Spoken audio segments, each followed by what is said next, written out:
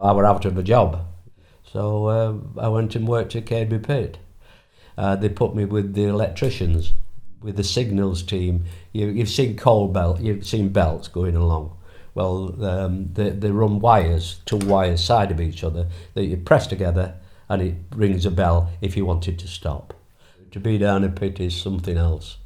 To go down in a cage to start with, and you cram on a cage. I think they used to get about 25 on a cage, and you'd be crammed together like this, and the first time going down is quite an experience, And mice, you've never seen as many mice in your life. When you were on your own, you had a cap with a lamp on, of course, but if you turned it off, and you talk about pitch dark, you've got to be in that environment to understand that and appreciate that, When you get to the pit bottom, you might have 3 miles to walk to the coal face. 3 miles Yes. on the ground? Oh, yes. Yeah. You might be working under nearly Doncaster.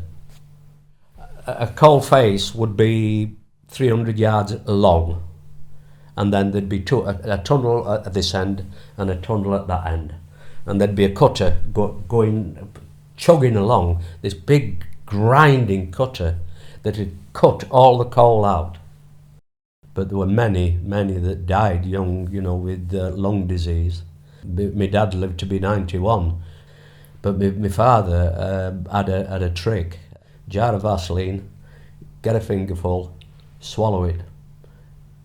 Before he went in, come out, and he could regurgitate it, and it used to come out in it black. I think in them days, Jim, he didn't have a lot of option. It was a job, and I did it, and it was one of them experiences. I look back on it, and glad I did. I've got friends that I made in the pit, But as time goes on, it seems to get less and less. But